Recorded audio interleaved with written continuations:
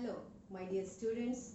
Let us get into respiration part 2 today in continuation to our previous video in respiration part 1. Before going into part 2, let us have a quick recap of the topics or the concepts we have covered in part 1.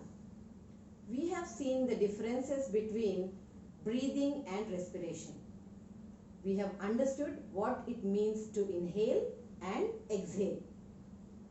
At the broader length of differences, after having discussed, we have gone into understanding what it means by respiration and its three different types. We have seen what is cellular respiration, what is aerobic respiration, and what is anaerobic respiration. Thereafter, we have discussed at length what exactly means by glucose breakdown pathways. There are three different pathways we have seen by which the 6-carbon molecule glucose breaks down to give different end products. Firstly, in the absence of oxygen, that is, while the yeast is supporting the process, which is also called as fermentation. Secondly, we have seen how glucose breaks down in the insufficient supply of oxygen.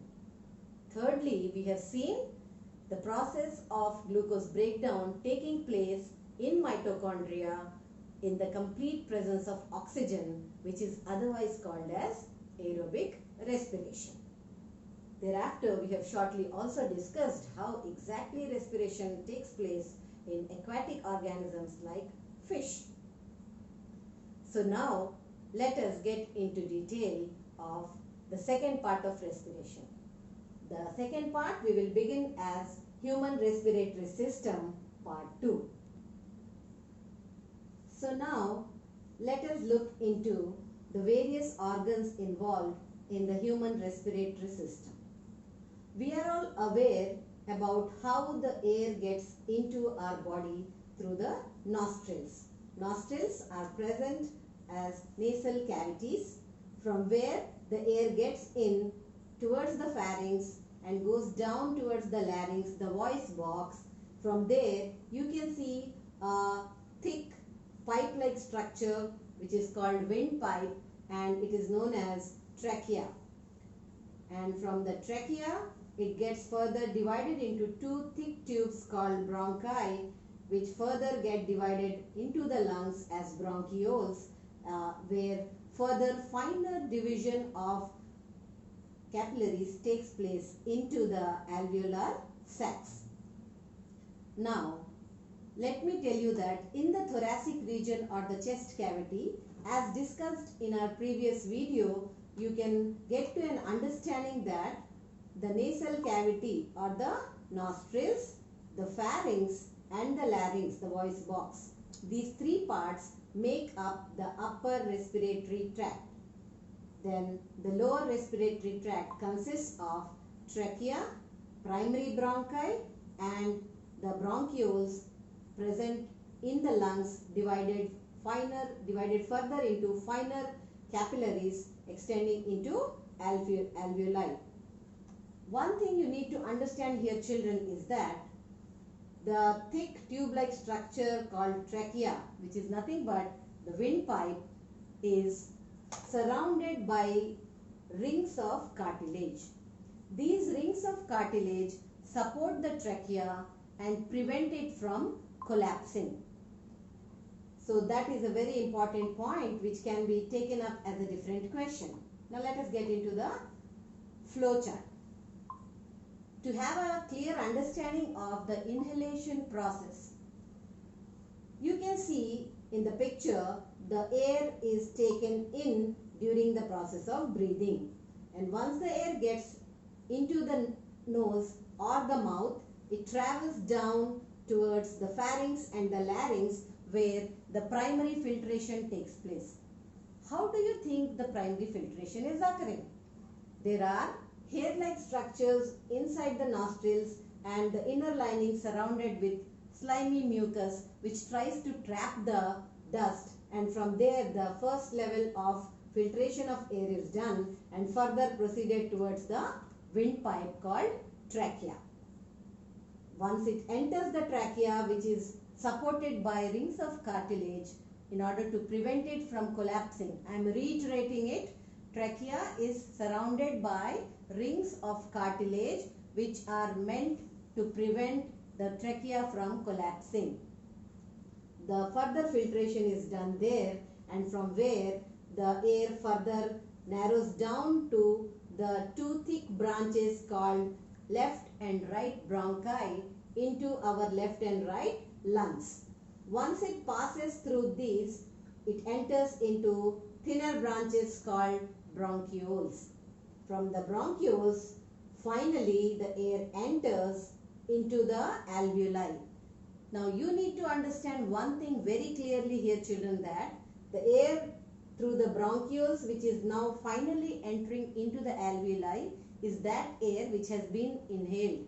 So, and this alveoli is getting the fresh air as absorption of oxygen from the air is present. Now, this will get diffused into the blood capillaries which are surrounding each and every alveolar sac. Now, this is the point where you need to understand the structure and function of alveoli very clearly.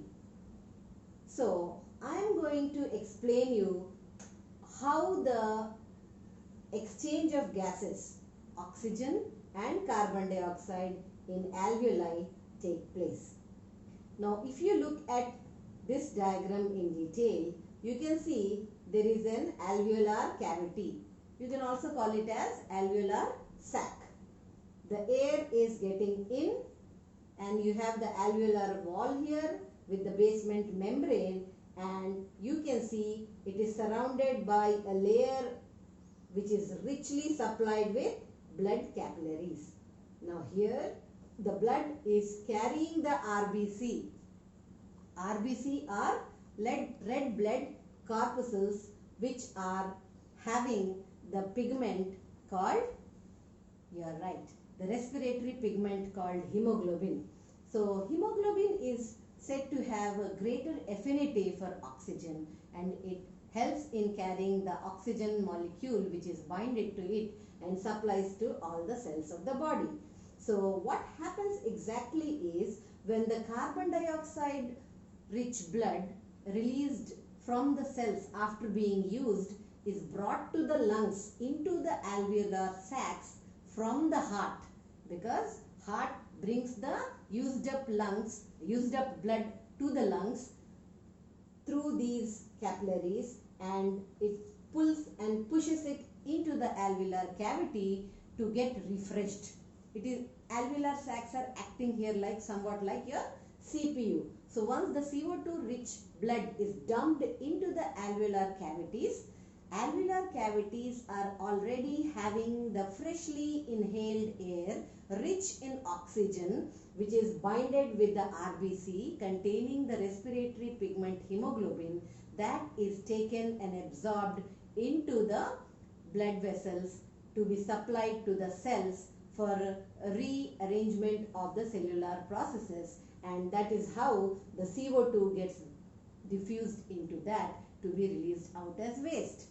So you can see the exchange of gases. CO2, which is brought to the lungs as used up blood, is thrown out there, and oxygen, which is taken in through inhalation as fresh air, is absorbed by the blood capillaries with the help of RBC binded together with hemoglobin, is taken and supplied back to the cells for the cellular processes to continue. So here a very important commonly asked CBSE question is, what is the role of alveoli or alveolar sac? So you need to explain how the exchange of gases takes place, and the answer to this question is, alveoli are present in folded forms, multiply folded forms, in order to increase the surface area for exchange of gases. So the role of alveoli in lungs is to increase the surface area for exchange of gases during the process of respiration. I hope you have understood it. clearly. Let us now proceed. Let us have a quick recap about how the movement of oxygen and carbon dioxide in and out of the respiratory system takes place during inhalation and exhalation. So I am going to read it out for you. Please pay attention, because even if it is not clear for you, this PPT along with my supporting video is already going to be uploaded in the YouTube as well as our school blog, and the PPT is going to be given to you in your WhatsApp groups for referring, and you can go through it in your Google classrooms before answering your questions given. So firstly, the oxygen rich air from the environment is taken in as inhalation into the nasal cavities, from where the air after first level filtration or primary level filtration passes down towards the pharynx. From there it reaches the trachea, the windpipe, from where it goes into the thick two branches called bronchi, and from there finer branches as bronchioles divided into lungs, which further get divided into capillaries and reach the alveoli or alveolar sac. At this alveoli, the oxygen and carbon dioxide exchange takes place, and once the exchange has taken place, that is CO2 has been dumped back and freshly inhaled oxygen rich air is taken into the blood vessels of alveoli. There it gets back to the bronchioles. From there it goes to the bronchi on one hand, where it is supplied as the fresh oxygen rich air to the cells for continuing with cellular processes, and the CO2, which is trying to be released back into the air, reaches the trachea. From there it goes to the pharynx. From there it goes to the nasal cavities, and finally forwarded as CO2 rich air to be released out into the environment. Now here children, there is one very important question which is there in your textbook. Therefore, I recommend that you read your textbook page very clearly, line by line. You will come across a term called residual volume. The immediate question which rises in your mind is, what is this residual volume? Residue, you know, the leftover parts is called as residue during filtering of tea or some other kind of things, fluids or liquids. Residual volume is that particular time taken by the lungs wherein the oxygen enters and the carbon dioxide leaves the alveolar sacs to prevent it from collapsing of the alveoli. So residual volume is that amount of or capacity of oxygen or air rich in oxygen present in the alveoli before the CO2 rich air leaves it. So that is called as residual volume. So it's very important, you need to note it down. So now let us have a look at different respiratory organs present in some organisms. So what is the respiratory organ in humans? Lungs. So let us now see how respiration occurs in amoeba. Amoeba, what are the respiratory organs? They are not lungs, they are the cell membrane which is taking, you need to have a match the following here. I have given a mix and match which is a workout for you. So I am showing the correct answers for you here. Amoeba, the respiration occurs through the process of diffusion, as you have learnt in the very first lesson, nutrition. If you remember, I have told you the three different processes in amoeba. Nutrition, respiration and excretion occurs across the cell membrane through the process of diffusion, because amoeba is a unicellular protozoan where we cannot find any of the organs highly developed. So amoeba undergoes respiration by means of cell membrane through a process called diffusion. In earthworm, it takes place by the help of moist skin. When it comes to fish, fish respire as aquatic organism with the help of gills by absorbing the oxygen dissolved in water and releasing the CO2 rich air through the gills. Then in humans, we have the lungs acting as the major respiratory organs. And cockroach and other insects, there are on the sides of the body tiny openings present called as spiracles, which are interconnected as a network in the form of tracheae, which help in the inhalation and exhalation in the organisms like insects. Fine.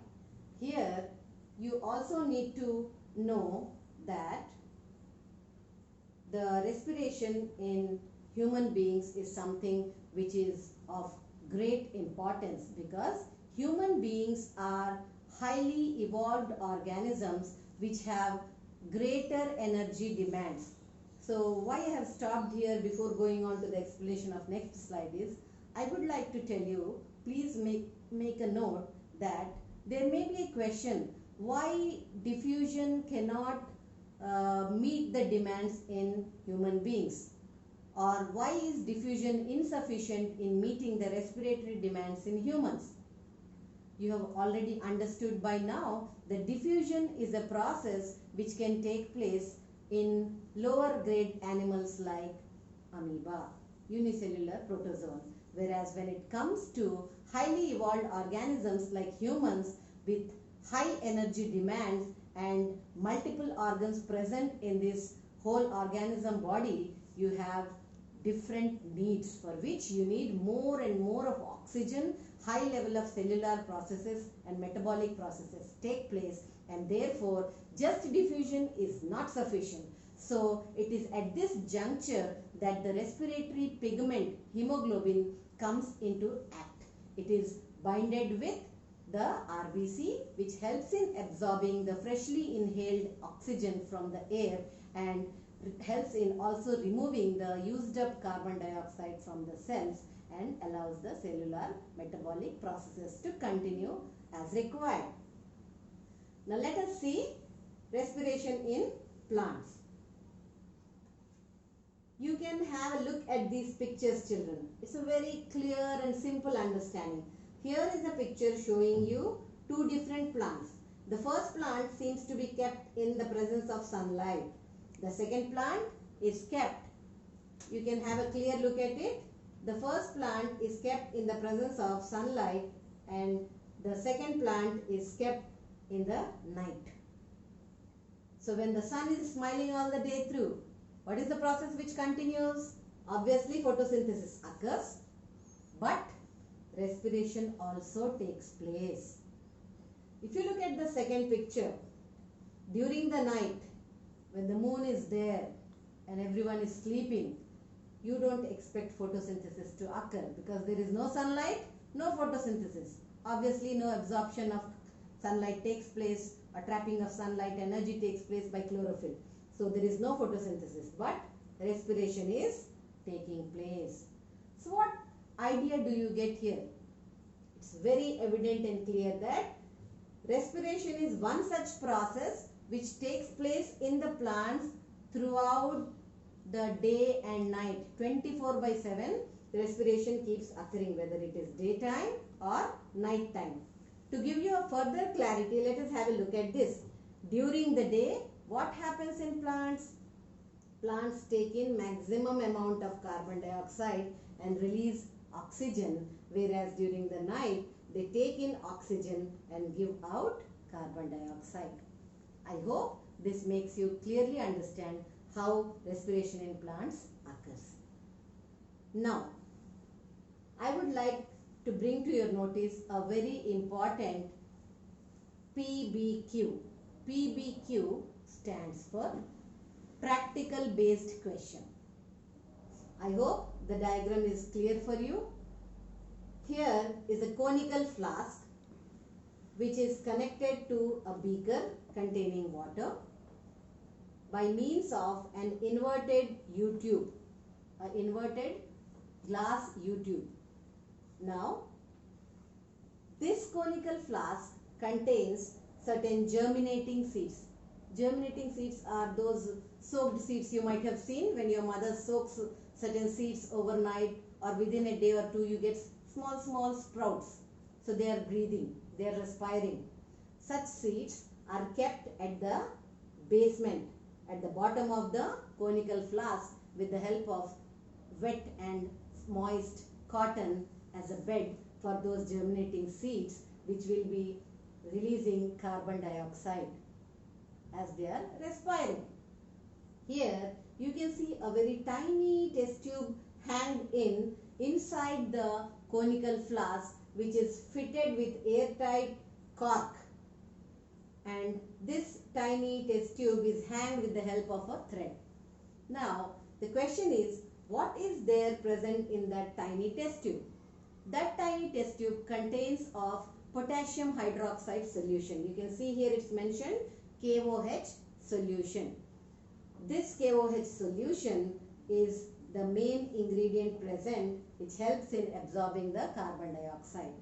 What happens is, when initially the entire setup is done for the experiment, the water level is marked in the tube as initial level of water into the bent glass tube, and then the germinating seeds with the airtight cork lid held are left along with the KOH solution hanging there for 2 to 4 hours. Once the time is up, now the level of water is observed. Then when you observe the level of water now after a couple of hours, you can see there is a gradual increase in the level of water, which is now again noted as final level of water. This experiment is a board-based activity which you are going to do in your labs once we reopen the school. So therefore, the rise in the level of water indicates production of carbon dioxide by germinating seeds during respiration, which is absorbed by the KOH solution. You can see the KOH solution here. This creates a vacuum in the conical flask and makes the water level rise. So what is the name of this experiment? The name of experiment is CO2 is released during respiration. Carbon dioxide is given out during the process of respiration. So what happens is, CO2 which is released through the respiration of germinating seeds here, you can see the equation here, gets combined with KOH as KOH absorbs it and forms K2CO3 and potassium carbonate, and the water level is shown to give the rise in the level, which is noted as final level of water. So this is a very important practical based question which may come for 2 marks. Now let us have a look at the questions covered in today's part 2 of respiration lesson.